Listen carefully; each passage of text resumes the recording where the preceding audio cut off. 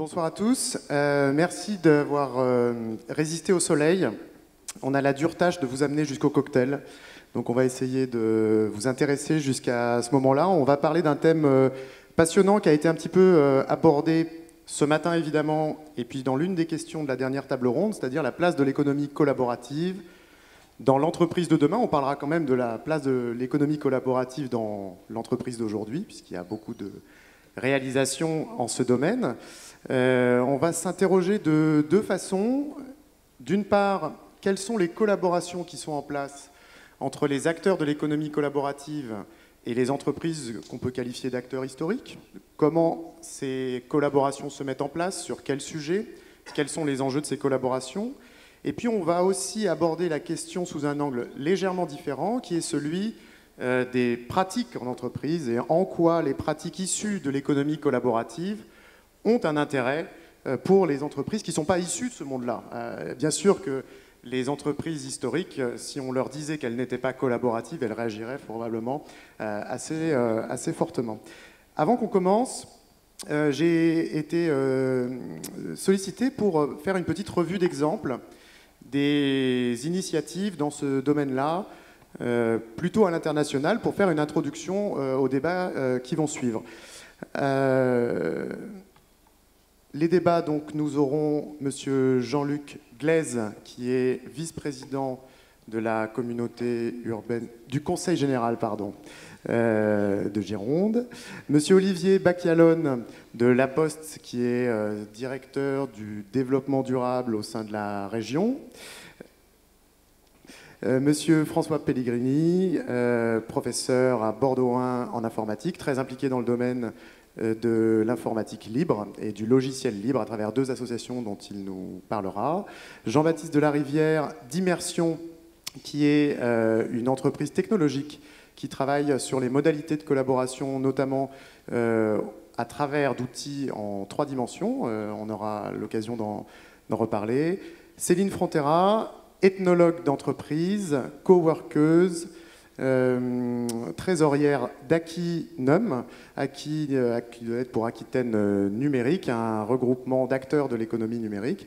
Donc on a ici un panel très intéressant puisque très diversifié qui va pouvoir nous apporter des éclairages complémentaires sur cette réalité qui est parfois un petit peu complexe. Donc comme je vous le disais, je vais commencer par une petite introduction qui n'est pas habituelle, ou en tout cas dont le titre n'est pas habituel quand on parle d'économie collaborative, puisque quand j'ai conclu à cette revue d'exemples, il y a une image qui m'est revenue en tête, c'est l'image du bon, de la brute et du truand, le film le western Spaghetti de Sergio Leone que vous connaissez. Donc c'est une histoire que vous connaissez bien sûr, 3 personnages qui sont obligés de s'allier temporairement. On reconnaît bien Clint Eastwood et j'ai malheureusement oublié le nom des 2 autres acteurs, qui doivent s'allier pour trouver un magot d'or caché. Ce qui est intéressant dans cette histoire, c'est que ce sont des personnages, et je vous passe les épisodes intermédiaires, certains les connaissent, d'autres moins, on les voit nouer des alliances, on les voit donc collaborer, puis on les voit avoir des attitudes un peu moins collaboratives. Ils se trahissent et puis à la fin ils s'affrontent. Et la fin, vous la connaissez, il y en a un qui meurt et il y en a 2 autres qui se partagent l'or. Alors, bien sûr, c'est une image un petit peu différente de celle qu'on a l'habitude d'entendre, et bien sûr que les échanges ne seront pas aussi agressifs que ceux d'un western à hockey choral, mais les échanges de ce matin et puis les exemples qui nous nourrissent nous font penser qu'il y a 3 types d'acteurs qui sont en train de s'affronter, c'est peut-être un peu fort, mais en tout cas qui sont en train de se positionner sur un territoire. Il y a bien sûr les acteurs de l'économie collaborative, il y a les grandes entreprises ou les entreprises qui ne sont pas issues spécifiquement de ce terrain-là. Et puis, il y a les GAFA dont parlait Vincent Feltès, les géants du digital. Et c'est de ces 3 acteurs que je vais vous parler brièvement avant qu'on rentre directement dans le sujet. On a vu ce matin et toute la journée beaucoup d'exemples d'initiatives qui viennent percuter, volontairement ou pas, des métiers historiques. L'exemple de Wikipédia est bien sûr très illustrant sur la question des encyclopédies. l'exemple de Wikispeed dont parlait Michel Bowens ce matin, et j'imagine qu'on en reparlera demain pendant la séance dédiée à l'open manufacturing, est aussi une révolution sur la façon de concevoir et de livrer des voitures. On a parlé longuement d'Airbnb et des autres plateformes de mise à disposition.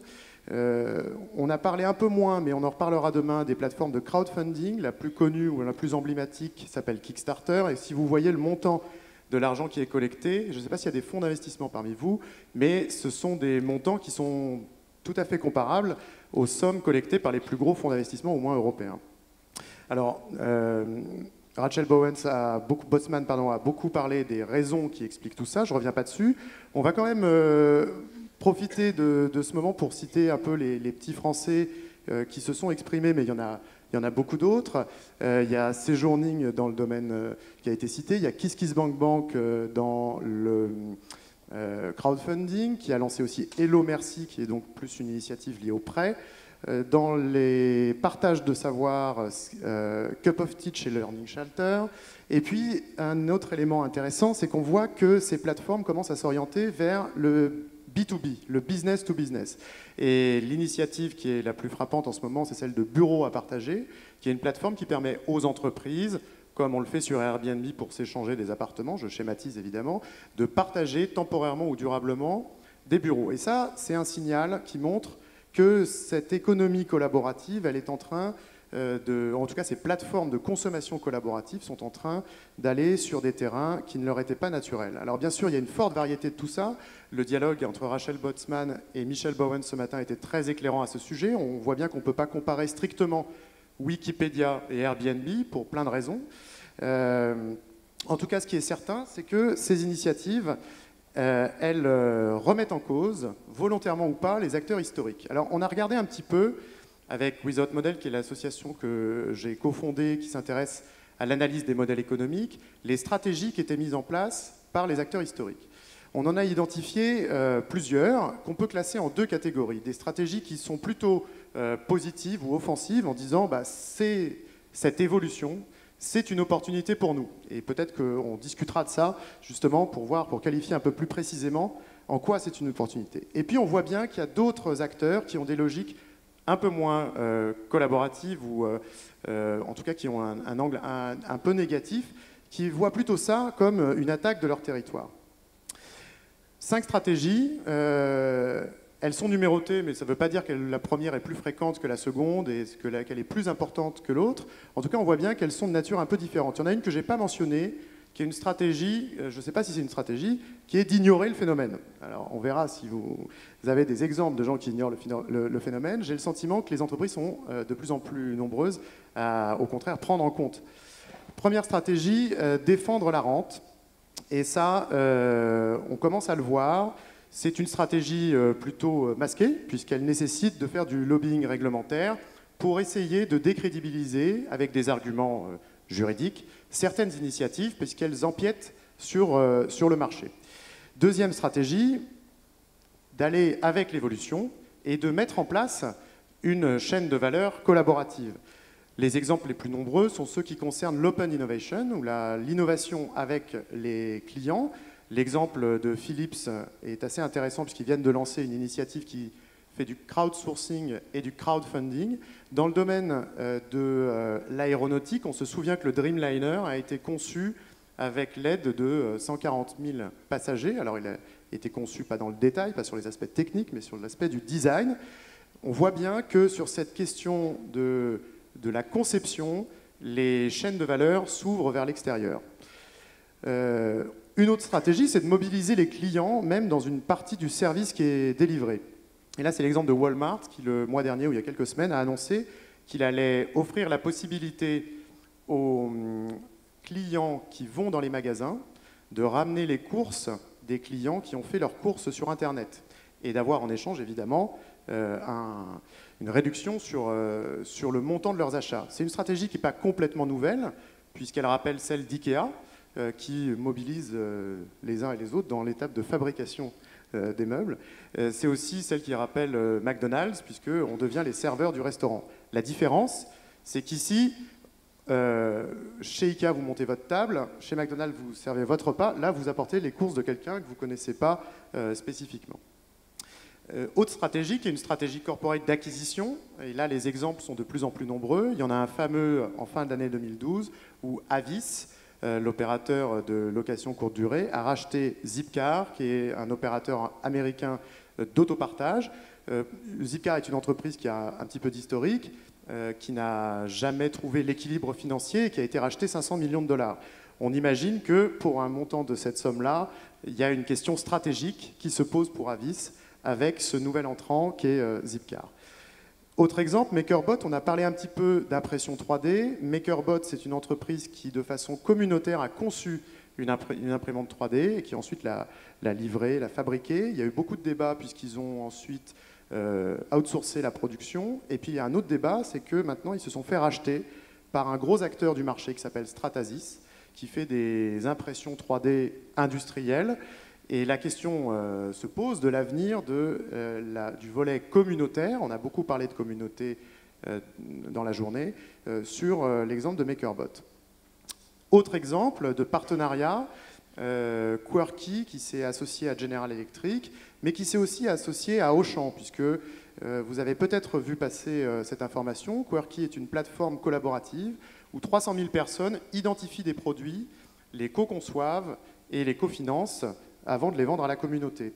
Le deal avec Auchan, c'est de permettre aux clients d'Auchan d'acheter ces produits dans les magasins et aussi de mobiliser les clients d'Auchan pour concevoir de nouveaux produits qui seront dans les rayonnages. Et on voit bien que cette stratégie-là, elle est utile pour Auchan pour avoir un rapport de force un peu plus favorable par rapport aux industriels qui sont dans ces rayonnages. Et là, on voit bien que c'est une stratégie de contournement qui peut s'avérer efficace.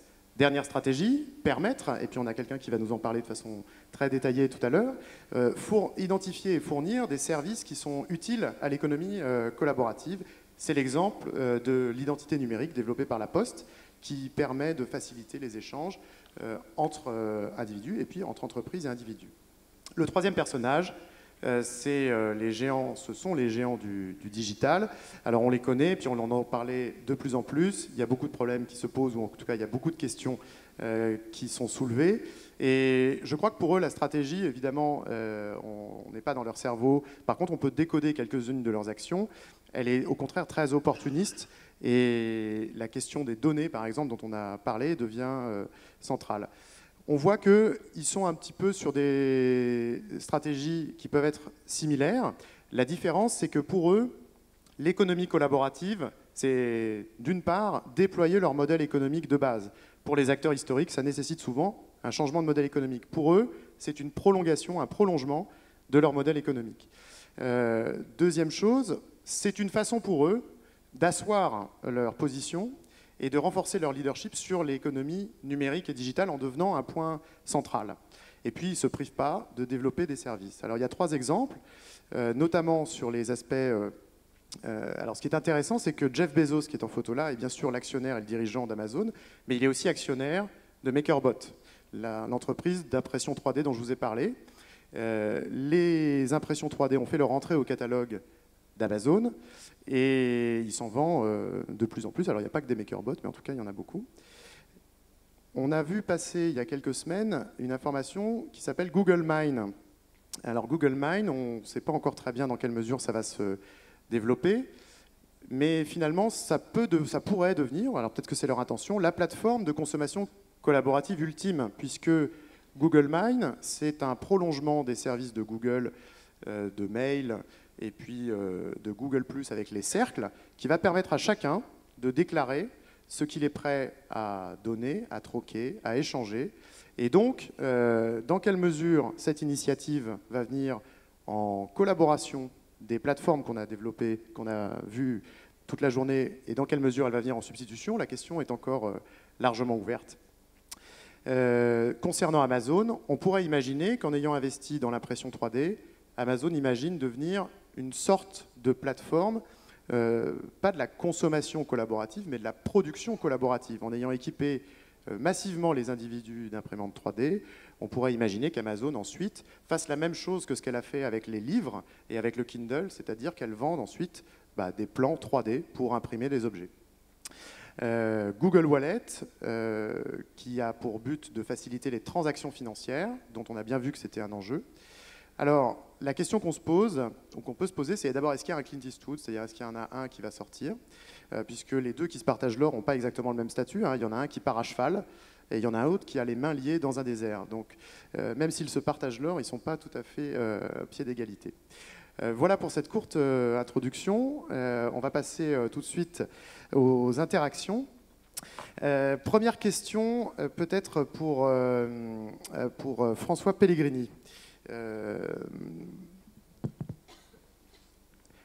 Qu'est-ce que vous pouvez nous dire sur les partenariats entre les acteurs du libre et les industriels de l'informatique, puisque c'est un secteur sur lequel on a un petit peu d'historique. Ça fait déjà plusieurs années que le logiciel libre s'est développé. Est-ce que vous pouvez d'abord peut-être faire une petite introduction pour nous rappeler exactement de quoi on parle, et puis nous expliquer un petit peu comment les ponts se sont créés dans des univers plutôt ouverts et puis avec des univers plutôt fermés. D'accord, donc bonjour à toutes et tous. Donc François Pellegrini, je suis professeur d'informatique, mais je viens ici en tant que président d'une association qui s'appelle Akinétique, dont je vous parlerai par la suite. Alors, pour la question des logiciels libres, d'abord, premier point, l'arrivée du logiciel a été une révolution, hein, ça a été le début de la révolution numérique. Numériser, c'est transformer en nombre, c'est abstraire de tout support matériel, et c'est permettre la copie à coût zéro. C'est-à-dire que quand on est dans le monde matériel, on est dans le monde des biens rivaux. Si j'ai ma montre, vous ne l'avez pas, si je vous la donne, je ne l'ai plus. Alors que si je vous donne une idée, ben, vous l'avez et je l'ai encore. Et donc effectivement, on est dans un monde où la copie est extrêmement facile, où le coût marginal, c'est-à-dire le coût réel de production d'un exemplaire supplémentaire, est nul. Et donc il est possible très facilement de diffuser, par exemple, du logiciel, une fois que ce logiciel a été produit. On a, le prototype devient l'exemplaire de série qui peut être diffusé à très grand nombre d'exemplaires. Quand on crée du logiciel, c'est un travail intellectuel, hein, c'est un artisanat, ça le restera pour autant que la technique n'évolue pas radicalement. Effectivement, on a vu au tout début de l'histoire de l'informatique, quand l'objet logiciel a commencé d'émerger des premiers ordinateurs, on a vu déjà du travail collaboratif, c'est-à-dire qu'il y avait quelques fabricants d'ordinateurs qui vendaient très cher leurs ordinateurs, parce que c'était des produits de haute technicité, et qui donnaient le logiciel gratuitement, parce que le logiciel était captif du matériel. Et on a vu arriver dans les années 70 des clubs d'utilisateurs.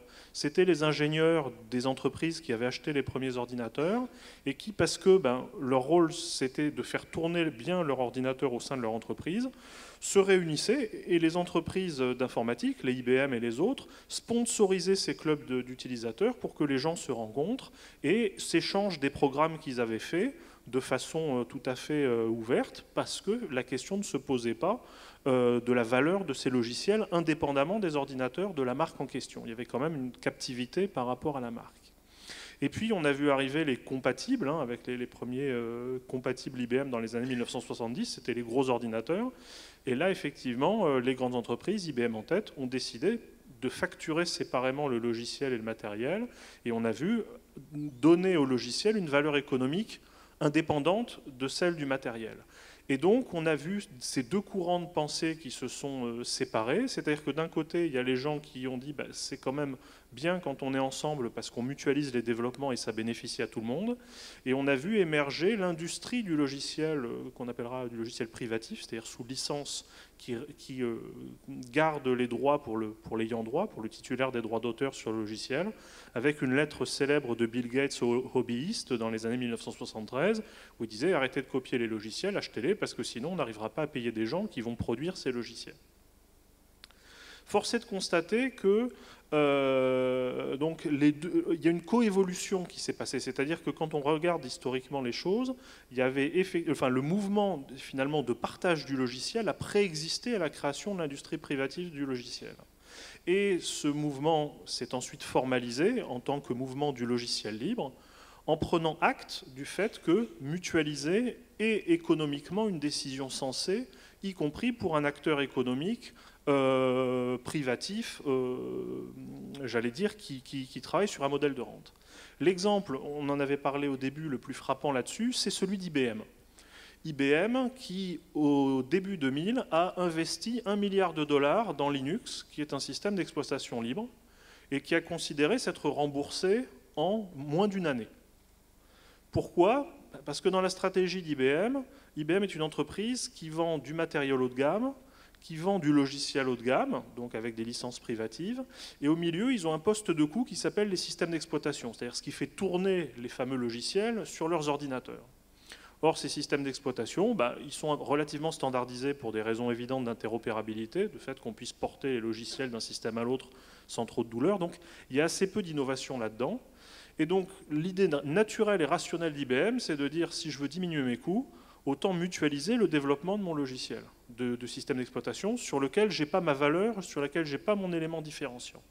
D'où l'intérêt pour IBM de regarder le marché. Ils avaient déjà commencé, il y a 5 à 10 ans avant, à s'allier avec Microsoft autour d'un truc qui s'appelait OS2. Microsoft les avait bien plantés, parce que dans leur dos, ils avaient développé Windows et s'étaient arrangés pour ralentir OS2. Donc IBM avait bien compris que donner les clés de la maison et d'un élément stratégique à quelqu'un qui peut être votre opposant est un problème.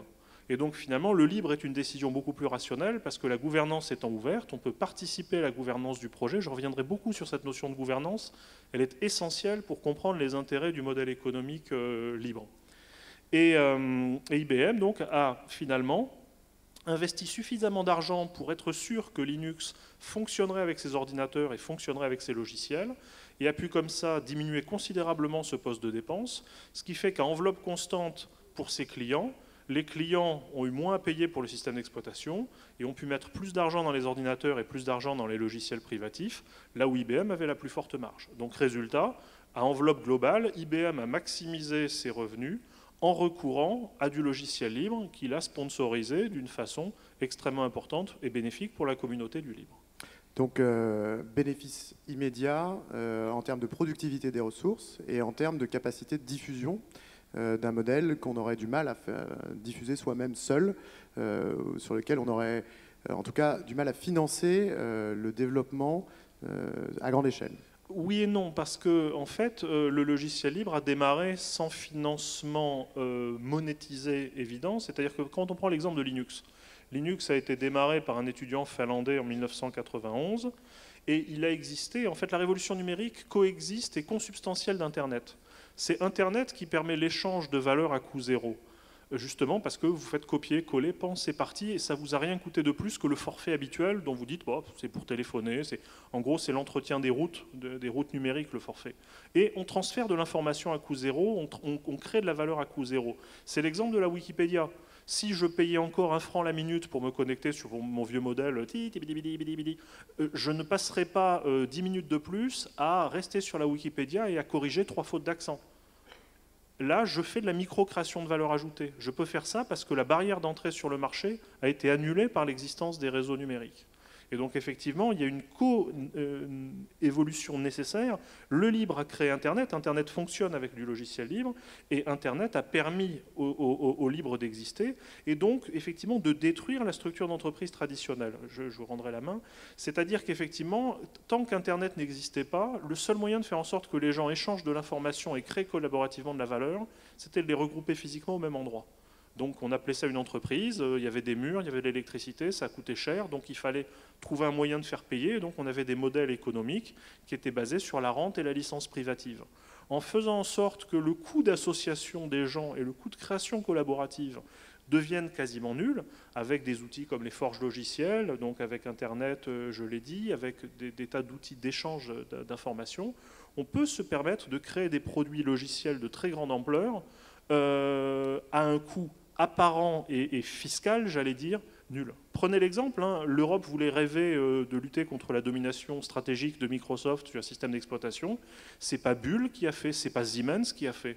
C'est un étudiant finlandais et une bande de barbus dans des garages. Et effectivement, quand on regarde aujourd'hui sur le marché mobile, vous tournez quasiment tous, plus de la moitié des gens, avec de l'Android. Android, derrière, il y a Linux. C'est-à-dire que sur le marché de la mobilité, qui est maintenant le marché sur lequel dominent les nouveaux acteurs, qui sont en termes de système Android, en termes de processeurs ARM, il y a une domination du logiciel libre sur les équipements embarqués, c'est-à-dire sur le nouveau marché. Et ça pose un gros problème à Wintel, c'est-à-dire Intel pour les processeurs et Microsoft pour les logiciels, qui dominaient le marché du PC fixe, qui est en train de disparaître. Alors on va passer à un monde plus physique. Olivier Bacalone, alors La Poste et l'open source et le logiciel libre. Vous êtes une entreprise complètement open sourcée ? En fait, avant de parler de l'open source et ce que l'on fait, je crois que c'est important que vous puissiez comprendre que la Poste elle est en train de muter. Donc aujourd'hui, historiquement, on transportait du courrier, on transporte toujours beaucoup de courrier. On fait partie des 4 opérateurs postaux les plus importants dans le monde. Donc c'est quand même une belle entreprise. C'est une entreprise qui emploie beaucoup de personnes. Mais il est vrai que tous ces systèmes numériques font en sorte qu'on transporte de moins en moins de courrier. Donc est-ce qu'on est en train de muter? Est-ce que c'est une chance? Oui, je pense que c'est une opportunité. C'est-à-dire que la Poste de Louis XI et la Poste de demain sera différente. La force de la Poste, c'est aussi d'avoir 4 métiers et d'avoir également le colis, la banque, mais aussi le courrier. Donc. Et l'important, c'est peut-être de collaborer avec les nouveaux services de demain et d'être un intégrateur de services de demain. Donc c'est ça qui est important. Donc en fait, on s'est orienté sur cette stratégie. On a fait de l'open innovation. On a créé un lab postal en 2009. Et en fait, c'est bijectif. C'est-à-dire que soit les startups viennent nous voir. Ils nous disent, voilà, on répond à un appel d'offres et vous êtes, finalement, vous avez la confiance et vous êtes en tout point du territoire, vous avez un ancrage territorial et à ce moment-là, on répond avec ces startups. Soit au contraire, en fait, on fait des appels à propositions, on fait des appels à projets et les startups, finalement, viennent répondre aux innovations de demain attendues par les usagers, par les clients. Et vous attendez quoi alors de ces collaborations ? En fait, toute entreprise, en fait, quand elle a des clients ou des usagers, puisqu'on a aussi nos missions de service public auxquelles nous sommes très attachés, toute entreprise veut répondre au mieux à ses clients et aux citoyens. Donc en fait, ce qu'on cherche, c'est toujours répondre au mieux à l'attente en fait, de nos partenaires et puis de nos clients. Donc en fait, le fait de rechercher de l'innovation et d'être dans un système collaboratif, ça nous permet de coller précisément aux attentes quotidiennes de tous les Français. Donc identifier des innovations, les qualifier, voire commencer à les tester. Alors il y a un autre domaine dans lequel il y a des collaborations en termes d'innovation, c'est dans les cas où les innovations se déroulent entre plusieurs industriels, qui est un cas un petit peu différent du cas qui vient d'être décrit, où une entreprise, une grande entreprise, dialogue avec des startups pour identifier et mettre en œuvre des solutions et des services. C'est le cas où il y a 2 gros monstres ou 2 grosses entreprises, je ne devrais pas dire monstre après avoir parlé du western, 2 grosses entreprises qui collaborent autour d'une innovation. C'est ce qu'on appelle l'innovation ouverte. Et Jean-Baptiste, vous êtes particulièrement bien placé pour nous restituer peut-être quelques exemples, peut-être dans le domaine de l'industrie aéronautique. Bonjour à tous. Donc Jean-Baptiste Delarivière, moi je représente la société Immersion. J'aurai l'occasion de vous parler un peu plus de technologie 3D, comment ces technologies 3D peuvent jouer un rôle dans tout ce dont on a parlé jusqu'à maintenant. Et j'ai l'impression que ce sur quoi vous voulez me faire réagir, on en a déjà beaucoup parlé avec les interventions précédentes, parce qu'on a parlé de clients, on a parlé d'acteurs, on a parlé de fabricants, on a parlé de développeurs, et j'ai l'impression que l'enjeu est le nôtre, l'enjeu des intervenants précédents, c'est d'arriver à mettre les bonnes personnes dans la boucle au bon moment, avec les bonnes compétences, et de les faire dialoguer. Et l'open innovation dont vous parlez, les living labs sur lesquels on pourrait insister un peu, sont un moyen d'aller mettre des innovations, des créations, des idées entre les mains du public. Si le public est un des acteurs importants en termes d'utilisation, on peut mettre ces innovations entre les mains d'industriels, si ce sont eux à qui elles sont destinées. Et aujourd'hui, nous, justement, à Immersion, on reste une PME puisqu'on a une trentaine de personnes, mais notre métier, c'est d'aller développer, quelque part, si je reprends votre analogie du western, nous, on va aller développer les outils, on va aller développer les pistolets. Et on va fournir à ces personnes, aux différentes institutions, si on parle de musées, aux différentes entreprises, quand on va parler du CAC 40, à des ETI aujourd'hui, parce qu'on arrive à avoir des équipements et des solutions qui deviennent beaucoup plus abordables et qui peuvent s'intégrer beaucoup plus facilement dans les processus. on va leur fournir des outils pour aller mieux collaborer. Parce qu'il y a un enjeu extrêmement important, je pense, quand on parle de numérique. François, dans ton introduction, tu parlais numérique, l'avantage c'est de virtualiser. On va numériser, on va pouvoir dupliquer. L'inconvénient, c'est qu'on l'a virtualisé, c'est que c'est plus réel. Donc vous avez cité l'exemple dans votre introduction des imprimantes 3D qui sont un moyen d'aller rendre réel des objets, d'aller rendre réel une information numérique. Nous, historiquement, ça fait 20 ans qu'on travaille dans le domaine de la réalité virtuelle, qui a été beaucoup vue de plein de façons différentes. Aujourd'hui, la réalité virtuelle, c'est la plupart du temps un grand écran comme celui que vous pouvez voir derrière moi, sur lesquels, vous parliez d'aéronautique, les Dassault Aviation, EADS et autres, vont pouvoir visualiser leur maquette à l'échelle 1, en stéréo, donc c'est-à-dire un peu comme ce que vous avez au cinéma, mais ce qu'il faut bien comprendre, c'est que l'enjeu, il n'est pas d'avoir une belle image, il n'est pas de se dire « Waouh, est-ce qu'il est beau mon modèle ?» mais il est de donner les lunettes, de donner la maquette, de faire passer l'information à ses collègues avec qui on va travailler autour de la maquette. Donc on est vraiment dans une attitude de collaboration parce qu'on va utiliser ces capacités d'immersion pour rendre réelle une information qui à la base est numérique. Et donc on va mettre plusieurs personnes autour de cette maquette numérique pour qu'elles puissent collaborer et faire évoluer la maquette. Et on est réellement dans un processus itératif. Alors il y a les utilisateurs finaux, on en parlait dans le cas d'intégrer le client dans une démarche d'innovation. Il y a aussi les utilisateurs qui sont les autres départements qui, quand on parle d'un avion, l'enjeu c'est de trouver le meilleur compromis possible entre toutes les contraintes de toutes les entités et compétences qui vont collaborer à la création de l'avion. Donc ces technologies cherchent à répondre à ça en concrétisant l'information numérique. Et aujourd'hui l'enjeu, et un des enjeux auxquels on s'attelle, c'est d'essayer de regarder un peu plus loin que cette réalité virtuelle qui est un peu l'idéal. C'est-à-dire ce dont je vous parle, c'est vraiment utilisé au quotidien par des gens chez Renault, par des gens chez PSA, qui du coup peuvent faire moins de maquettes physiques, donc on gagne des coûts, on gagne des itérations, on gagne du temps, c'est-à-dire ce qu'on a sur le PC à l'instant donné, on peut le voir en vrai quelques secondes plus tard en le passant sur la salle. Mais une des questions qui se pose, c'est qu'on a un peu ces deux extrêmes. On a d'un côté le bureau d'études qui va concevoir tous ces objets en 3D, de l'autre côté la plateforme qui va nous les rendre réels, mais entre les deux, il y a beaucoup d'itérations, il y a beaucoup de réunions, il y a beaucoup de collaborations, et aujourd'hui on est en train de chercher à compléter toute cette boucle par des outils qui seraient plus basés sur des tables tactiles, des tables de réunion un peu plus avancées pour aller alimenter aussi cette réflexion autour des salles de réunion du futur. Parfait. On va passer à un autre point de vue, Jean-Luc Glaise, qui est un point de vue peut-être à un niveau justement d'entreprises qui sont moins technologiques, qui sont pour autant très collaboratives, ou en tout cas sur le département aussi, qui a eu une politique très claire pour instiller de la collaboration entre entreprises sur un domaine très particulier. J'aimerais que vous en disiez deux mots, puisque c'est assez intéressant sur les groupements d'employeurs et les coopératives d'activité. On parle beaucoup de ces phénomènes. Vous avez un exemple très concret à partager avec nous. Allez-y. Oui, alors effectivement, bonsoir à tous et à toutes. Oui, effectivement, le département s'est intéressé à ces modèles alternatifs en matière de développement économique, à la fois pour créer de la richesse économique sur le département, pour garantir la consolidation d'un certain nombre d'activités, et aussi pour favoriser de l'insertion et de la création d'emplois, puisque nous avons de pleines compétences sur le volet solidarité et sociale. Premier exemple, celui des groupements d'employeurs.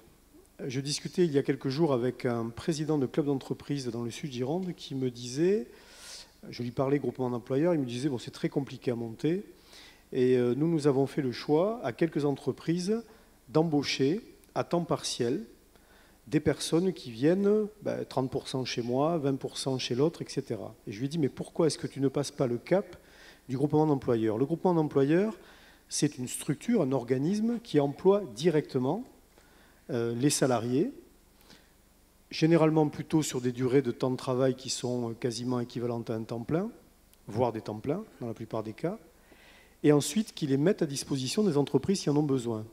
Pour citer quelques exemples, à la fois sur le volet territorial et la nature d'entreprise, des petites entreprises qui n'ont pas les moyens de s'offrir à temps plein un qualiticien, un ingénieur informatique, un DRH, voire même parfois des tâches plus basiques de type secrétariat ou comptabilité, par le biais du groupement d'employeurs, peuvent avoir accès à ce type d'emploi de façon fidélisée, puisque la personne est embauchée en général sur un équivalent temps plein.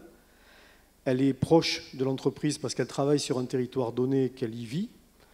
Et du coup, on fidélise à la fois la personne, le salarié et la personne embauchée, et on apporte de la souplesse à l'entreprise. C'est ce qu'on appelle, c'est un terme un peu galvaudé, la flexi-sécurité, c'est-à-dire d'un côté la flexibilité pour l'entreprise, de l'autre côté la sécurité pour le salarié. La flexibilité pour l'entreprise, elle est à peu près évidente. La question de la sécurité pour le salarié, c'est un autre sujet. Et je disais que le terme était galvaudé parce qu'on a constaté, notamment sur le plan européen, que parfois la flexi-sécurité, elle est plutôt dans le sens de la flexibilité que dans le sens de la sécurité de l'emploi. Or, l'idée au travers des groupements d'employeurs, c'est bien la sécurisation des parcours professionnels. L'intérêt dans les GE, pour prendre l'abréviation, l'intérêt dans les GE, c'est effectivement de les inciter à garantir du CDI et garantir de l'emploi durable. Pour ce faire, au niveau du département, nous avons mis en place un centre de ressources des groupements d'employeurs, c'est-à-dire une structure qui a vocation à favoriser les échanges de pratiques, à mutualiser les savoirs sur le fonctionnement des groupements d'employeurs et faire en sorte que demain, tous les groupements d'employeurs de Gironde travaillent avec la même logique et la même éthique. Et nous avons donc déployé une charte qui est co-signée par les GE et par le centre de ressources et qui garantit l'atteinte des objectifs à la fois pour les entreprises mais aussi pour les salariés. C'est une initiative qui a été repérée sur le plan européen parce que c'était la seule qui existait et qui mettait en collaboration des GE de nature diverse. Des GE multisectoriels, des GE monosectoriels, des groupements d'employeurs par l'insertion et la qualification. Et donc on a trouvé comme ça plein de partenaires, y compris un groupement d'employeurs sur le volet culturel par exemple, qui en fait partie. Et donc tous ces acteurs sont engagés au travers de cette charte, partagent leur savoir et leur savoir-faire et leur connaissance sur le fonctionnement des GE et deviennent du coup sensibilisateurs d'autres entreprises et d'autres clubs d'entreprises pour créer eux-mêmes leur groupement d'employeurs. Je ne sais pas si je continue sur les coopératives. On va s'arrêter quelques instants. Alors Céline, c'est parfait, hein, tout le monde et tous ces messieurs sont tout à fait d'accord pour dire que la collaboration ça apporte plein de bénéfices, que tout le monde la met en place, les grandes, les petites entreprises, les collectivités locales, dans tous les domaines, le physique, le digital. Vous partagez ce point de vue complètement, entièrement ou pas du tout ? Bonjour, moi j'interviens aujourd'hui pour parler de l'expérience d'Akinum et du Node. Je partage ce point de vue, je vais vous raconter un petit peu ce que sont le monde du numérique en Gironde, hein, puisque c'est ce que je connais le mieux. Il y a beaucoup d'indépendants et de toutes petites structures en Gironde qui se sont trouvés confrontés à un problème, c'est le manque de visibilité. Du coup, il y a un petit peu plus de 2 ans, on s'est dit, et si on se fédérait pour être un peu plus connus de l'extérieur, mais aussi mieux se connaître entre nous.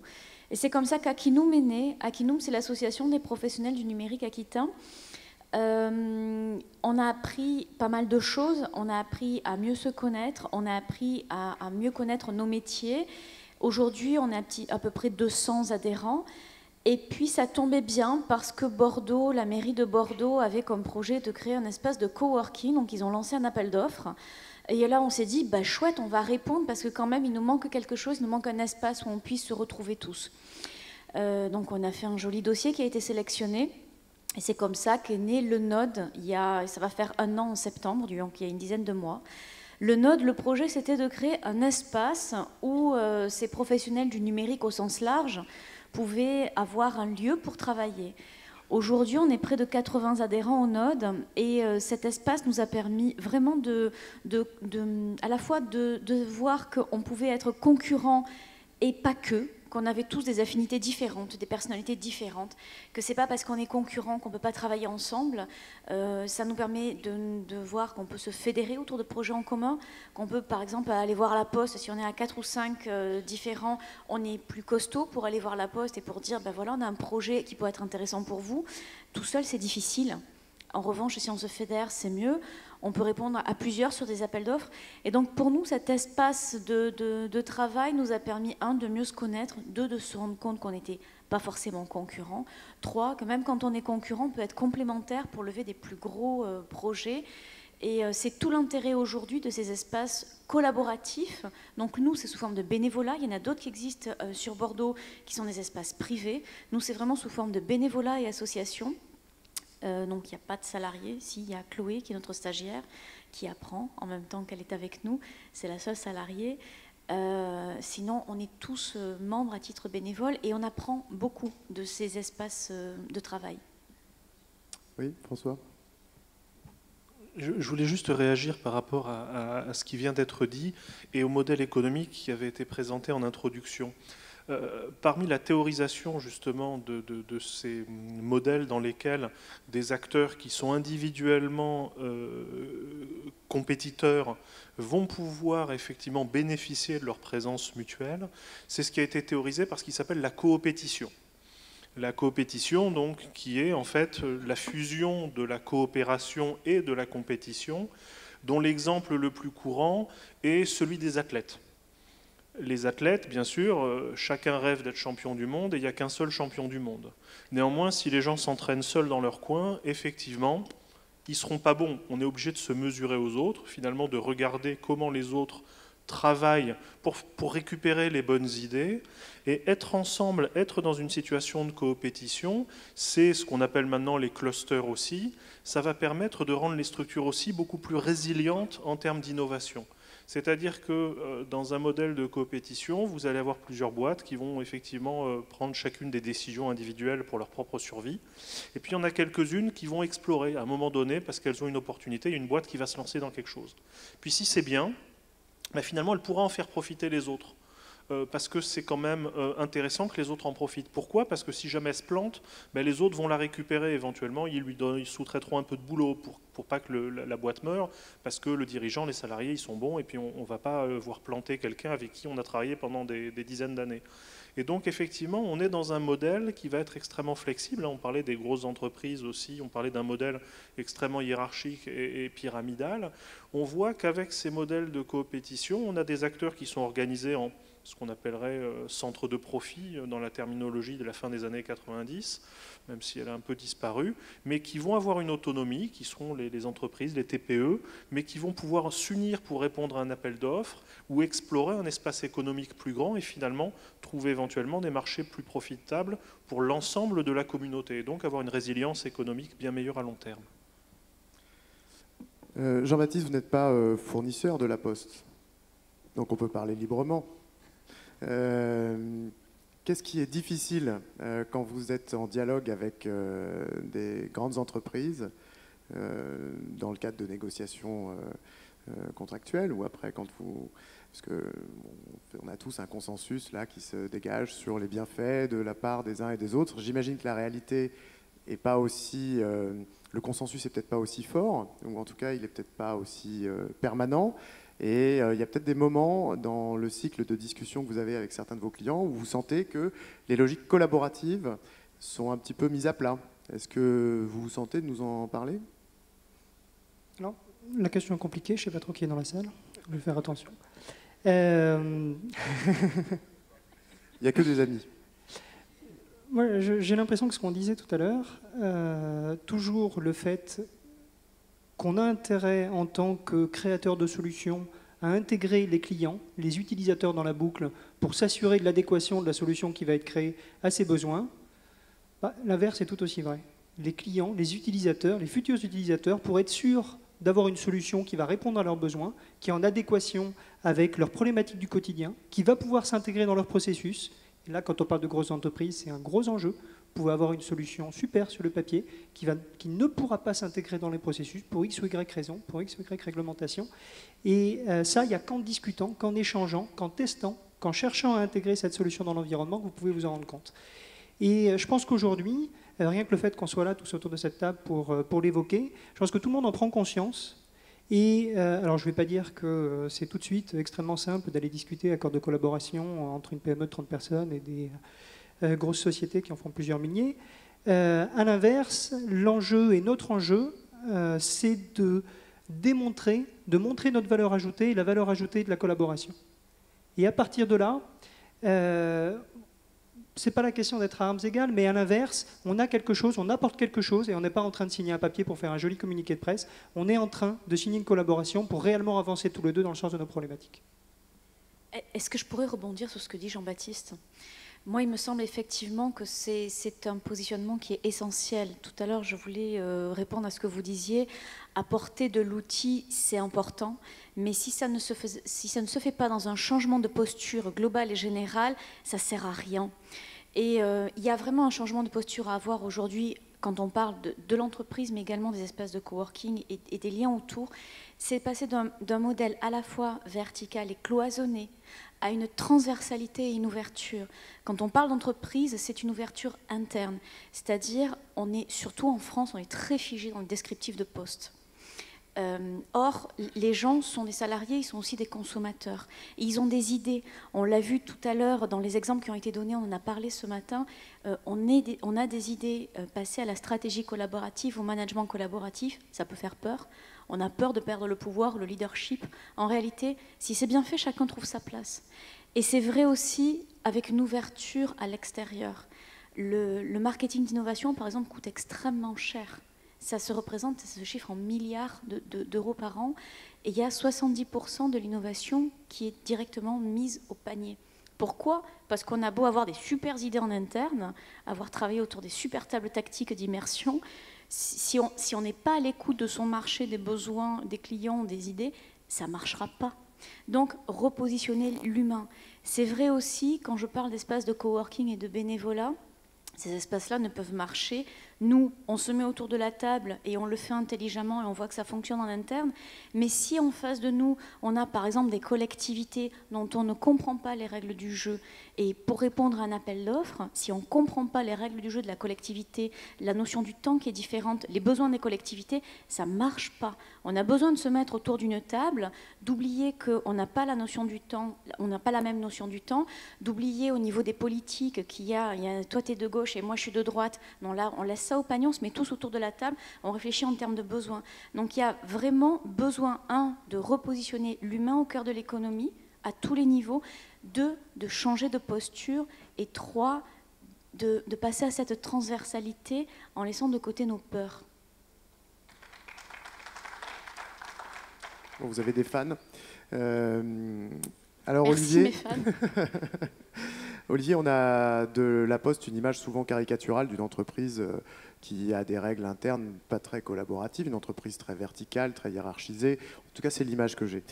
Donc, je ne parle pas pour les gens qui sont ici, qui ont une image très différente. En tout cas, moi, c'est celle que j'avais, jusqu'à en savoir un petit peu plus. Et j'ai découvert qu'au contraire, vous aviez mis en œuvre au sein du groupe justement des pratiques collaboratives qui étaient assez nouvelles par rapport, alors nouvelles ou pas, vous allez nous l'expliquer, mais aller en rupture avec cette image très verticale et très hiérarchisée. En fait, la Poste, c'est quand même, ça reste très hiérarchique, il faut le dire. Je ne veux pas cacher les choses. Simplement, je pense que la prise de conscience du groupe, c'est aussi de dire que si on veut avoir une stratégie, il faut qu'elle soit acceptée, une stratégie acceptée par l'extérieur, aussi l'interne. Il faut que tout le monde collabore. Donc on a fait effectivement un nouveau plan stratégique là, qui va sortir dans quelques mois, et nous avons demandé à l'ensemble des postiers en fait quels étaient les axes stratégiques nécessaires pour pouvoir développer l'entreprise. Vous le savez, le courrier, c'est quand même le domaine le plus important de la Poste, c'est 50% de son chiffre d'affaires, de ses activités. Aujourd'hui, plus personne n'envoie de courrier et le numérique prend le pas. Donc il est clair que le numérique est devenu quelque chose de très important pour nous. Ça ne change pas fondamentalement ce qu'on fait, parce qu'en fait, on fait de la gestion de flux. Qu'on fasse de la gestion de flux physique ou numérique, finalement, on fait de la gestion de flux. Simplement, ça change les habitudes des postiers, ça change les habitudes des 240 000 agents ou salariés de la Poste. Donc ça, c'est quelque chose qu'il faut faire accepter, qu'il faut faire comprendre. Donc, mais le juge de paix, vous avez tout à fait raison, c'est le juge de paix, finalement, c'est le besoin exprimé par le citoyen. Donc, si le citoyen ne veut plus utiliser de courrier, ne veut plus recevoir du courrier dans sa boîte aux lettres, eh bien finalement on a un réseau formidable, extraordinaire. Qu'est-ce qu'on fait de ce réseau? Donc c'est pour ça qu'on a un projet qui s'appelle Factéo, qui est un projet où on équipe l'ensemble de nos facteurs d'un smartphone. Et en fait, avec ce smartphone, bien sûr, il pourra signer sa lettre recommandée de chaque citoyen, et ce sera numérique, et ça ira très vite, ce sera formidable. Mais finalement, avec ce smartphone, il peut rendre énormément de services à la population, et en tout point du territoire, et 6 jours sur 7. Donc vous voyez, en fait, peut-être que le métier de demain est à inventer, et ce métier de demain à inventer, il faut l'inventer de façon collaborative. Ça ne peut pas sortir de la direction de la stratégie ou la direction du numérique ou la direction de l'innovation de la Poste. Elle sortira que si on fait un travail collaboratif. Donc ça, c'était la volonté de la Poste. C'est pour ça que je parlais du lab postal notamment. Je vais vous donner un exemple pour pouvoir illustrer. Il y a eu un appel d'offres d'une collectivité de la Paris 4e qui, à un moment donné, a dit, ben voilà, j'aimerais que je lance un appel à projet sur le mobilier connecté. Finalement, c'est une start-up qui est Connecting qui est venue nous voir en disant, ben, vous avez des boîtes aux lettres jaunes, tout le monde les connaît. Finalement, c'est une boîte physique où on met dedans du courrier. Et on a développé avec Connecting, avec cette start-up, finalement une boîte aux lettres connectée dans laquelle vous pouvez poster des messages. Donc, j'ai perdu mon chat, j'ai perdu mon chien. Vous avez aussi des informations postales, bien sûr. Vous avez des informations culturelles de la ville. On a ça sur Bordeaux également, sur les 300 boîtes aux lettres de Bordeaux. Mais vous voyez, ce mobilier, cette façon de travailler, finalement, change en partie le travail de la Poste. Et ça peut se faire que dans une collaboration, en répondant aux attentes. Si cette boîte aux lettres, même connectée, n'est pas utilisée, finalement, c'est pas grave, on fera autre chose. Vous voyez ce que je veux dire? Il faut évoluer avec son temps et évoluer avec les besoins du citoyen qui changent. Et en trouvant quel est votre véritable ADN. Votre véritable ADN, celui du facteur, c'est pas forcément distribuer du courrier, c'est d'être en lien social, comme Exactement. Votre boîte aux lettres jaune. Exactement. Mais ça, Et il faut effectivement, ça peut se faire que si on le fait avec les gens qui sont au cœur de leur métier. Vous avez tout à fait raison. Et c'est la même chose sur les points physiques. On a une loi postale qui nous indique qu'il faut avoir 17 000 points de contact. Avec les carrés pro, les carrés entreprises, on est à 25 000 points de contact. Qu'est-ce qu'on fait de ces points de contact? On peut toujours se raccrocher, se dire il faut absolument que le bureau de poste reste dans ma commune, même si plus personne n'y va, c'est le dernier service public. Mais à la limite, ça peut être un lieu de vie. Et je pense que les métiers de la Poste demain, c'est ce que je disais tout à l'heure, c'est un intégrateur de services mutualisés. Et je pense que c'est important. Il y a une notion de confiance au niveau de la Poste, confiance dans le facteur, confiance dans l'institution qui existe depuis longtemps. Cette confiance, elle ne va durer que si elle n'existe en répondant à des attentes et à une mutualisation des services. Et cette mutualisation de services, ce n'est pas l'ensemble des services que va créer la Poste, même si elle fait beaucoup de choses, la Poste. Elle fait des services bancaires, elle fait du courrier, du colis, etc. C'est sans doute d'autres services utiles à la population qui peuvent être différents en milieu urbain et en milieu rural. Alors on a deux acteurs ici qui sont... Parce qu'il y a un sujet qu'on n'a pas encore abordé, c'est la création ou la mise à disposition de biens communs ou de ressources en commun. Et donc je vais demander à ceux qui représentent un petit peu les acteurs économiques. Vous avez en face de vous deux grands détenteurs de ressources, ou en tout cas gestionnaires de ressources, qui pourraient les mettre à disposition. Qu'est-ce que vous avez envie de leur demander qu'ils mettent à disposition de la communauté ou de votre propre activité dans une logique qui est celle qu'on a décrite ce matin, ou que Michel Bowens a décrite ce matin, de mise à disposition d'un bien public et donc de libérer des ressources, un peu comme on a libéré le code dans certains domaines. Quelles ressources vous aimeriez qu'ils libèrent? Il n'y en a pas. C'est dommage, ils sont là. On en libère déjà. Ah, la Poste alors lesquels? est déjà libérée. Vous voyez, lesquels? Je vais vous en apprendre, même si vous connaissez bien la Poste quand même. En fait, on se pose des questions stratégiques. C'est vrai, est-ce qu'on libère tout? Et pour faire quoi, finalement? Ou est-ce nous, on a libéré déjà sur le site opendata.gouv.fr la localisation de tous les bureaux de poste, avec les ouvertures, etc. Donc tout ça, il y a une géolocalisation qui existe, donc ça, on a libéré déjà tout ça. Maintenant, la question, c'est de savoir, est-ce qu'il faut tout libérer? Il faudrait savoir quoi, déjà. Pourquoi on ne viendrait pas faire du coworking dans les bureaux de poste sous-employés? C'est une très bonne question. C'est une question on a travaillé avec le conseil régional, on a commencé à réfléchir à ces espaces de tiers-lieux. La Poste, vous savez, on est 240 000, on est 6 000 sur la Cube, on est 16 500 en Aquitaine. Donc on est le plus gros employeur en fait de l'Aquitaine. On se dit, on fait énormément de kilomètres, je ne vais pas vous donner le nombre parce que c'est effrayant, ça fait beaucoup de carbone. Et on se dit qu'on a beaucoup de collaborateurs. Alors ceux qui sont derrière les guichets, on ne va pas leur dire de rester chez eux, c'est un peu compliqué, même 2 jours par semaine. Mais il y a un certain nombre de cadres et un certain nombre de fonctions qui pourraient très bien faire dans le télétravail. On a signé un accord sur le télétravail avec les syndicats récemment et donc on est en train de le déployer. Et en fait, il y a 2 solutions. Il y a une solution de rester chez soi, et on équipe le matériel, on équipe en matériel les collaborateurs, soit on a des espaces à inventer de télétravail. Je dis à inventer parce que la rationalisation de nos espaces de bureaux de poste, par exemple, c'est une de nos priorités, plutôt que chauffer tout. Par contre, on s'est rapproché quand même de la région en disant on a des bureaux de poste fibrés, on a des espaces qu'on veut garder ou même on souhaiterait s'en libérer. Pourquoi pas travailler ensemble pour faire des espaces de télétravail dans lesquels il y aurait des postiers, mais pas seulement des postiers, peut-être d'autres. Il se pose des questions toujours d'informatique, de système d'information, voilà. Mais je pense que c'est une stratégie sur laquelle on réfléchit et voilà. Et je pense que c'est important, effectivement, d'avoir la Poste et, comme je le disais tout à l'heure, a une espèce de confiance. Et c'est vrai que ça peut être aussi une sorte de totem dans un milieu rural dans lequel on pourrait avoir des espaces. C'est quelque chose à construire, mais on ne pourra pas le faire tout seul. Je vais peut-être réagir rapidement quand même, après avoir eu quelques minutes pour réfléchir. Ce qui me gêne dans votre question, c'est la notion de ressources, dans le sens où aujourd'hui, un besoin, notre besoin, si je prends notre cas particulier, il n'est pas en termes de ressources. Par contre, il est, et ça revient systématiquement dans chacune des interventions depuis tout à l'heure, il est l'accès aux utilisateurs. Il est d'ouvrir les portes, quelque part. Quand on parle de processus de collaboration, on a d'ailleurs, entre parenthèses, beaucoup parlé de collaboration, souvent à distance, qui est favorisée par le numérique. Prenons garde à la notion de collaboration locale. Quand on est dans une salle de réunion, qu'est-ce qui se passe avec le numérique? Qu'est-ce qu'on en fait du numérique? Et au-delà de ça, pour l'intégrer et le réintégrer dans les processus, dans ces équipes, la grosse question, elle est quels sont les besoins, quels sont les utilisateurs, comment replacer les utilisateurs au centre de ces processus de conception. Et la première chose qu'il faut, c'est l'accès à ces utilisateurs. Merci.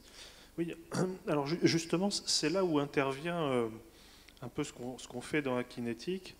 On a opposé par le passé 2 modes justement de production et d'accès à la technologie et donc au retour des utilisateurs.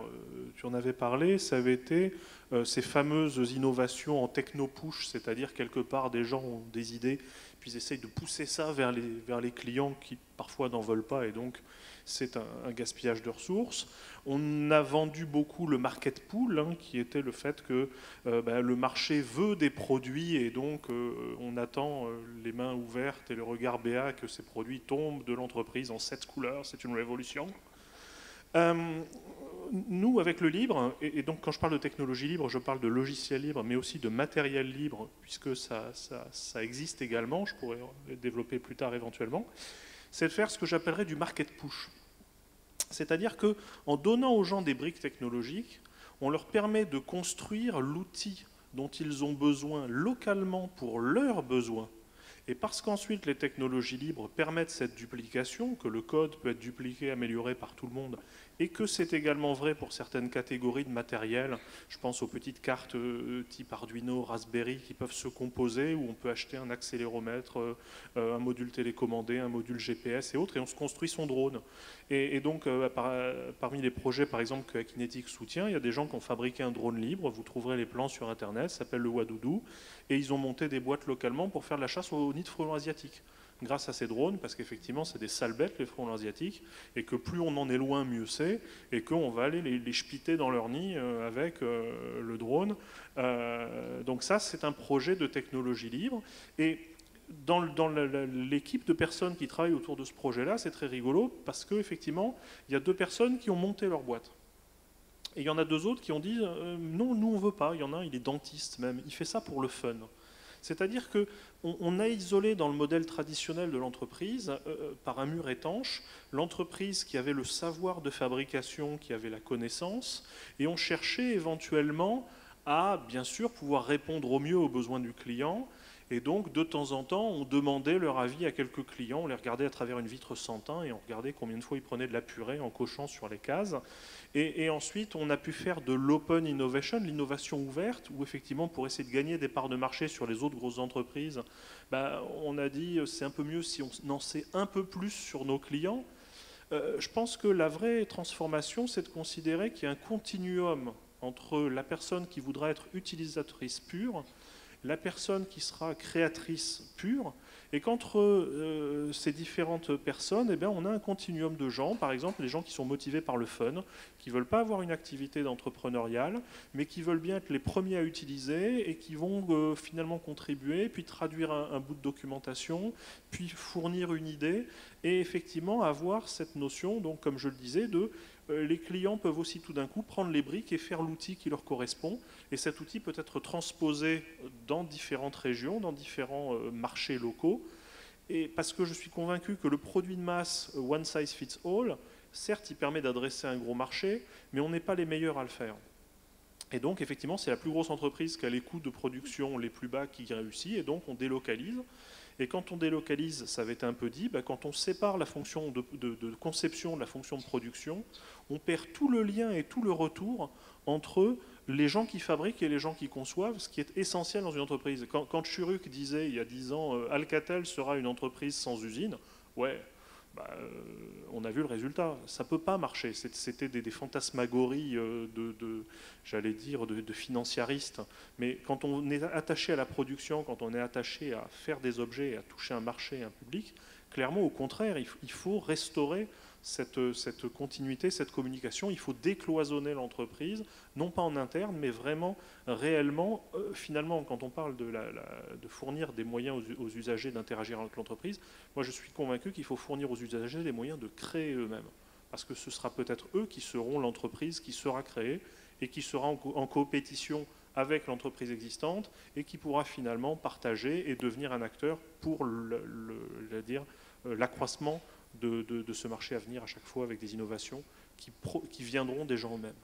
En fait, je me rends compte qu'au Node, en t'écoutant, je me rends compte qu'au Node, au fait du space push, nous, on met à disposition du café, un lieu, du chauffage, des conférences le soir, des thématiques pour donner un lieu agréable, convivial, de la connaissance, du savoir, du partage, des connaissances, pour mettre en place des équipes. En fait, je viens de découvrir qu'au Node, on fait du space push. Si quelqu'un peut le tweeter, parce que c'est un peu agaçant, je ne peux pas prendre mon téléphone, mais c'est pas mal comme idée, comme concept. Mais justement, nous on faisait du logiciel libre, comme j'ai dit, ça fonctionne beaucoup par Internet, et puis on a créé les rencontres mondiales du logiciel libre à Bordeaux, selon un principe, là aussi, j'aime beaucoup théoriser, qui est celui de la catalyse alcoolique, qui est qu'effectivement, quand on met des gens ensemble autour d'une bière ou de tout breuvage qui encourage à la convivialité... ils sont forts ces chercheurs, ils trouvent des noms pour la cuite. Je travaille pour la nation. Effectivement, on obtient des résultats. On a vu des gens qui étaient en situation de rivalité sur Internet parce qu'ils se mesuraient et regardaient à celui qui avait le plus grand nombre d'octets. Et finalement, autour d'une bière, ils ont fusionné leurs projets, ils ont décidé de collaborer et on a eu des résultats comme ça. Je crois qu'effectivement, j'allais dire, le numérique a une puissance de copie qui est extraordinaire. C'est aussi un filtre. C'est un filtre par rapport à tout ce qui fait aussi la convivialité, l'envie de travailler ensemble. Il faut se rencontrer parfois, même si effectivement le bilan carbone, il va falloir essayer de l'arranger. Et donc on peut avoir des technologies qui vont permettre de collaborer de façon plus intime, tout en étant loin physiquement. Néanmoins, de temps en temps, c'est quand même bien de montrer qui on est réellement en tant qu'être humain avec des personnes avec qui on peut avoir envie de collaborer par cela.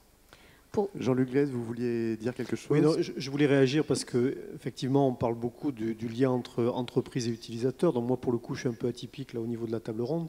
Ceci étant, une collectivité locale a aussi des utilisateurs, ou en tout cas des personnes, des organismes avec lesquels travailler en lien. Habituellement, ce qu'on connaît de la part des collectivités locales au niveau des entreprises, c'est plutôt la subvention, l'aide à la création, l'aide à la reprise, etc. Mais pour reprendre votre image du lien entre l'utilisateur et l'entreprise, je voulais citer un exemple qui est celui d'une coopérative d'activité d'entrepreneurs. En fait, il y a 4-5 ans de ça, j'ai vu un grand gaillard arriver dans mon bureau et puis me dire, voilà, je voudrais créer une CAE sur votre territoire parce que je pense que ça aurait du sens. Donc une coopérative d'activité d'entrepreneurs, c'est en l'occurrence un statut coopératif au départ, je vais vous dire comment il a évolué, avec des personnes qui ont de la compétence et du savoir-faire pour accompagner des créateurs et des repreneurs d'entreprises, notamment au travers d'un statut protégé d'entrepreneur salarié pendant 6 mois à 3 ans. Donc on a affaire à des personnes qui n'ont pas forcément dans leur ADN l'entrepreneuriat, mais qui, pour des raisons diverses ou variées, ont envie soit de se lancer dans une activité qui est un peu atypique, soit se lancer sur de l'activité assez classique, mais ne se sentent pas forcément en sécurité pour y aller directement. Donc la CAE permet de les aider à structurer, à consolider leur activité pendant le temps de monter en charge.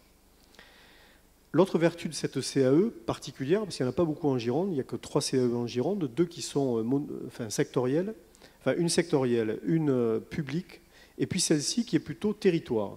L'intérêt de cette CAE, c'est qu'elle dit « je m'installe sur un territoire et j'ai envie d'être un véritable acteur de l'aménagement du territoire » pour essayer de favoriser la création d'activités, favoriser la création d'emplois et m'insérer dans un ensemble collaboratif en ayant des liens à la fois avec les collectivités locales, mais aussi avec les acteurs de l'entrepreneuriat, etc., etc. Cette coopérative, qui a 4 ou 5 ans d'existence aujourd'hui, a commencé à monter en charge de façon très sérieuse, à tel point qu'elle s'est dit il faut passer un cap, et le cap, c'est créer une SIC, une société coopérative d'intérêt collectif. En passant ce cap de la SIC, elle a proposé à des collectivités locales d'adhérer à ce statut coopératif, donc non seulement d'être cofinanceur, simple, mais vraiment adhérent et sociétaire, et donc quelque part acteur et décideur de la SIC. Ce qui s'est passé, c'est que des communautés de communes du secteur et le Conseil général sont devenus sociétaires de la SIC. Ça veut dire que désormais, dans cette action-là, nous ne sommes pas financeurs d'une entreprise lambda, nous sommes coacteurs de ce qui se passe à l'intérieur de la SIC. Donc je suis personnellement désigné pour siéger au bureau de la SIC, au conseil d'administration. Et donc c'est extrêmement intéressant parce que c'est une action pour le coup qui lie parfaitement les acteurs du territoire, la logique d'aménagement du territoire, les questions de développement économique et de développement d'emploi, et le partenariat avec une collectivité qui peut apporter évidemment un peu d'argent si besoin, mais qui apporte aussi autre chose désormais. Et c'est devenu un acteur majeur sur le territoire, à tel point que hier, il y avait l'Assemblée générale constitutive d'une union des acteurs de l'ESS dans ce territoire-là.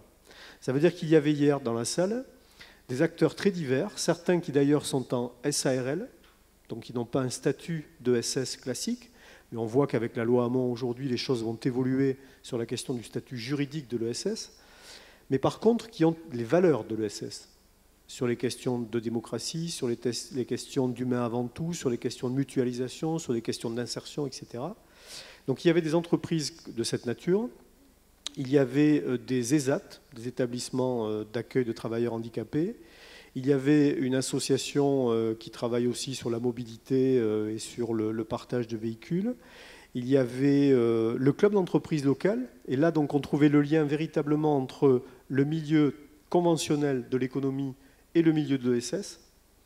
Et donc, on voit qu'à ce niveau-là, quand on arrive à ce stade-là, donc c'est une émergence pour l'instant au niveau de cette union, mais on sent bien qu'il y a une dynamique qui se crée sur le territoire. Il y avait aussi une asso qui s'appelle Terre en partage, qui est une asso qui récupère des terres pour y installer des agriculteurs, mais dans une logique, là aussi, collaborative. Donc on voit bien qu'il y a beaucoup de choses qui peuvent émerger sur un territoire donné, que le vrai sujet, c'est d'arriver à coordonner les actions, à faire en sorte, et donc on rejoint précisément vos soucis d'entreprise conventionnelle, je dirais, comment se met-on en lien les uns avec les autres, comment partage-t-on ce que nous savons les uns et les autres, et ce que l'on voit dans la SIC aujourd'hui, c'est que entre une entreprise qui fait du design informatique et puis une autre qui produit par exemple des jus de fruits bio, eh bien, elles ont trouvé des synergies aujourd'hui pour faire en sorte que l'une aide l'autre pour aller plus loin. Donc on sent bien que de cette manière, une collectivité locale, puisque c'était un peu la remarque de tout à l'heure, une collectivité locale peut être un véritable partenaire intégré dans une logique collaborative d'aménagement du territoire et d'économie. Très bien, on va devoir s'interrompre pour prendre des questions. Je ne veux pas brider les applaudissements. En tout cas, voilà, on voit bien à travers les échanges que l'entreprise collaborative, avant de parler de celle de demain, on voit bien que celle d'aujourd'hui, elle a une réalité. Aussi bien dans l'utilisation des services de l'économie collaborative, mais aussi dans ses pratiques. Et je pense que c'est ça probablement qui a le plus émergé. Moi, je retiendrai surtout qu'on va pouvoir aller coworker dans les agences de la Poste. Et ça, c'est une bonne nouvelle. Merci de nous l'avoir annoncé. Il faudra juste nous donner le lien pour l'inscription. On a quelques minutes pour prendre des questions. Et puis surtout, ne vous échappez pas parce qu'il y a un atelier passionnant de François Pellegrini juste après, de catalyse alcoolique autour du pot. Et je vous recommande vivement de participer à cet atelier qui va durer jusqu'à 18h40 à peu près, puisqu'il devra s'échapper. Mais en tout cas, il est là jusqu'à 18h40 pour animer la catalyse alcoolique. Donc on a 10 minutes pour des questions. Parole à la salle. Est-ce que je dois amener les... Voilà, ici. Voilà. Bonjour à tous. Bonsoir plutôt à cette heure-ci. J'ai juste une petite réflexion. On parle beaucoup d'économie collaborative et effectivement, il se passe énormément de choses dans le milieu du numérique et surtout des PME. Je crois qu'il y a un sujet qu'il faudrait aborder à un moment donné aussi dans cette collaboration entre les entreprises. C'est celle de la grosse entreprise avec son fournisseur qui est la PME. Et là, il y a un vrai problème et aujourd'hui un vrai fossé qui est en train de se creuser de plus en plus sous prétexte de crise. Et en quoi il peut exister demain une économie collaborative entre celui qui a un besoin, qui est la grosse entreprise, avec son fournisseur qu'il considère quand même prestataire, qu'il paye mal, qu'il est en train de pressuriser de plus en plus, et qui ne considère plus du tout comme un partenaire. Alors je rebondis aussi sur ce que disait Madame tout à l'heure sur remettre l'homme au cœur du système, c'est mon métier, et ça m'intéresse de vous entendre là-dessus, notamment à la Poste, pourquoi pas, puisque vous êtes le représentant d'une grosse entreprise française. Et c'est intéressant de savoir dans quelle mesure, aujourd'hui, cette économie qu'on connaît globale, et de plus en plus globale, n'est pas en train de tuer les initiatives des petits entrepreneurs. Voilà. Alors, c'est très important ce que vous dites parce que justement on a une stratégie assez forte. Vous savez, la Poste, elle fait une grosse partie de son chiffre d'affaires en France et plus les entreprises se développent, plus la Poste se développe. Donc on ne veut pas tuer l'entreprise et encore moins nos parties prenantes externes puisque finalement on est une entreprise de service. En Aquitaine, on achète 40 millions d'euros. Voilà. Globalement, en France, on achète 5,5 milliards d'euros. Donc on soutient énormément l'économie territoriale. Et c'est important pour la Poste, je le répète. Et vous avez raison, c'est-à-dire qu'il y a des règles. Moi, j'anime un réseau d'acheteurs internes, et puis je fais partie aussi du réseau aquitain. Ça me paraît important. Alors, le réseau des acheteurs responsables aquitains, c'est une association qui regroupe les collectivités et puis quelques entreprises. Et ça me paraît important, effectivement, comme vous le dites, de ne pas pressurer le fournisseur. C'est important d'avoir des règles assez établies vis-à-vis du fournisseur. Pour nous, notre règle, c'est que la limite, c'est que si l'entreprise meurt, finalement, on n'aura plus de clients. Donc ça, c'est très très important pour nous, effectivement, de maintenir le tissu territorial. Et c'est aussi pour ça qu'on fait partie d'un ensemble de réseaux pour essayer d'avoir des pratiques communes avec des clauses d'insertion. Nous-mêmes, quand on va voir les collectivités et qu'on leur demande finalement de distribuer, parce qu'il y a des appels d'offres de distribuer leur journal, on leur demande toujours, est-ce que vous pouvez mettre une clause d'insertion, une clause environnementale, une clause sociale? Parce que quand on perd un marché important, finalement, c'est de l'emploi à la fin. On ne pourra pas maintenir 16 500 emplois si on ne distribue plus de courrier, même s'il faut faire la transition. Donc c'est important ce que vous dites, c'est-à-dire en fait, ça s'applique pour vous, peut-être si vous êtes fournisseur, peut-être fournisseur de la Poste, et ça s'applique pour nous, vis-à-vis des collectivités, vis-à-vis des autres entreprises qui utilisent la Poste. Donc on leur dit, faites attention, ne pas regarder uniquement le prix, mais aussi de maintenir le tissu économique de votre territoire. Une autre question ?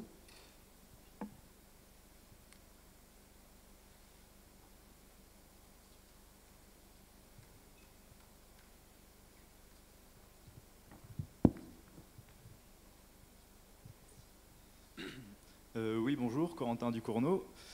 Au final, moi, c'est une question pratique que théorique, parce qu'au final, on parle beaucoup d'actions, mais toutes les actions s'inscrivent dans une idéologie à la fois collective et personnelle, parce que, voilà, en ce moment, il y a beaucoup pensée globale, agir local, et donc, bon, ça, je suis entièrement d'accord. Enfin, je pense en tout cas qu'il faut que chacun, comme vous le dites, se place en auto-entrepreneur un peu. Chacun devient un partenaire. Au final, on parlait tout à l'heure dans les logiciels libres, les peer-to-peer, là où certains groupes arrivent à tirer profit de l'émergence et du chaos qui se crée entre les individualités. Aujourd'hui, parce que le chaos est vraiment un moteur de l'économie, le chaos social, c'est-à-dire toutes les interactions qu'il y a entre la culture, l'économie, via les réseaux sociaux, via tout ça. Et donc au final, là où je voulais en venir, c'est au niveau idéologique. Est-ce qu'il ne faudrait pas qu'on considère, et notamment pour les acteurs de pouvoir, qu'on passe d'une étape où on tirait le chaos, on tirait l'ordre du chaos, où voilà, on avait besoin d'entreprises, de grosses entreprises, pour justement donner la visibilité aux idées, distribuer les idées, par exemple la Poste pour distribuer les mails, les encyclopédies pour distribuer le savoir.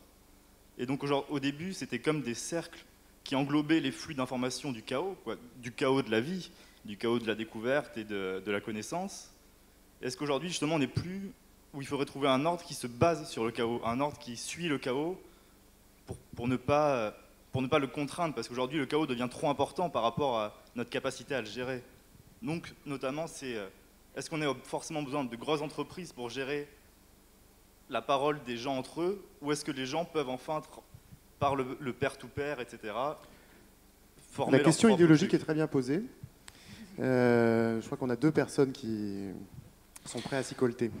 Alors, il y a deux réponses à ça. La première, c'est qu'effectivement, on voit que des initiatives déconcentrées sont beaucoup plus efficaces énergétiquement que des initiatives centralisées. Vous faisiez allusion au pair à pair. Il est clair que dans le secteur de la culture, par exemple, la notion d'offre légale est une vaste plaisanterie, parce que les éditeurs et les détenteurs de stocks de droits préféreront raréfier l'offre pour que vous n'ayez qu'à acheter l'œuvre récente à 20 €, alors que l'œuvre qui a 30 ans ou 40 ans, ils seraient obligés de la facturer 2 ou 3 € et finalement, ils gagneraient moins dessus. Donc la notion d'offre légale par un acteur qui va contrôler, va chercher à établir de la rareté, ne fonctionne pas. Et on voit que les gens qui préservent réellement la culture, qui numérisent les vieux disques, les vieux 78 tours, les films, les œuvres orphelines, ce qu'on appellera ensuite les indices orphelines, ce sont les amateurs, les passionnés qui, effectivement, effectuent ce travail-là. Donc on voit l'intérêt d'une action déconcentrée par rapport à une action centralisée. À l'inverse, l'exemple de Google, là, dans la liste des méchants, nous sommes tous des producteurs de valeur. J'en ai parlé pour la Wikipédia, on est tous des micro-producteurs de valeur, et faire un lien web pour dire ce truc-là j'aime, ce truc-là j'aime pas, c'est de la micro-production de valeur ajoutée. On établit selon notre intelligence des critères, on les numérise, et il faut qu'il y ait des très grands acteurs pour manger l'ensemble de cette information distribuée, pour la synthétiser, c'est le fameux PageRank de Google en particulier, c'est ce qu'on appelle maintenant le big data, et en tirer une information qualitativement différente et d'un niveau global pour dire, finalement, le site le plus pertinent pour parler de ça, c'est celui-ci, parce qu'il y a la majorité des gens dont on a extrait la micro-valeur qui pensent cette chose-là. Donc, si vous voulez, il y a 2 effets contraires qui s'opposent. Il y a une tendance pour pouvoir préserver un certain nombre j'allais dire, de biens, qui soient culturels ou autres, ou même, quand on parle d'innovation, le type qui a eu l'idée que personne d'autre n'a eu avant, parce qu'il était quelque part au fin fond du PECOS, mais il avait accès à Internet, il a pu en parler à des autres. Donc, on voit l'intérêt de l'intelligence déconcentrés, et d'un autre côté on voit des énormes mouvements de concentration dans des silos de données, c'est ceux qui ont été montrés, qui sont les seuls à même effectivement de pouvoir agréger l'information et d'en tirer des éléments structurants. Est-ce que maintenant, moralement, c'est pertinent ou pas? Ça, c'est une autre question. Mais ça montre bien qu'il y a deux échelles d'action par rapport à la production et à l'extraction de valeur dans le monde numérique. Google ne fait que moissonner la valeur qui est produite par les autres. Le moteur de recherche, il n'est pas intelligent.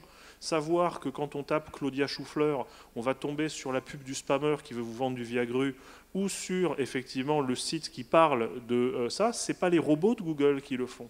Google n'extrait cette information que de l'ensemble des liens qu'ont créés les internautes. Et donc, effectivement, là, en revanche, on est face à une entreprise qui, clairement, est dans une démarche d'extraction de la valeur sans contrepartie, ou plus exactement avec des contreparties minimes, puisqu'en échange de ça, vous avez droit à un service gratuit de moteur de recherche. Deuxième principe d'économie. Le premier, c'est rien n'est gratuit à part l'air qu'on respire, et encore. Le deuxième principe d'économie, c'est si c'est gratuit, c'est que c'est vous la marchandise. Donc effectivement, la question, c'est de savoir si vous rentrez dans cette démarche-là ou si vous voulez avoir d'autres modes d'action. Alors on va s'arrêter, puisqu'il y a eu un tweet qui a dû retenir votre attention. Rendez-vous dans quelques minutes dans les jardins pour le cocktail Disco Soup, et on ne va pas pouvoir lutter contre la Disco Soup. Je ne sais pas si beaucoup d'entre vous ont déjà participé. Est-ce qu'il y en a qui ont déjà fait ça ? Ah oui, il y a beaucoup de monde qui a déjà fait ça. Donc pour ceux qui ne l'ont pas fait, vous avez l'occasion extraordinaire de danser en découpant des légumes. Et après, suivant la rapidité avec laquelle vous l'aurez découpé et mélangé, vous pourrez peut-être manger quelque chose. En tout cas, c'est une expérience formidable. Et en parallèle de ça, il y a à 18h30, et j'invite les gens qui font partie des grandes entreprises en particulier à y aller, il y a une présentation de 7 projets, 7 entrepreneurs girondins qui vont se soumettre à l'exercice du pitch. Ils auront 5 minutes chacun pour vous présenter ce qu'ils font. Ça va être passionnant dans des domaines très différents. Crowdfunding, partage d'objets et bien d'autres. Je vous invite vraiment à aller les écouter et évidemment à aller les soutenir une fois qu'ils auront terminé leur présentation. Merci à tous les 5 et donc rendez-vous pour la catalyse alcoolique.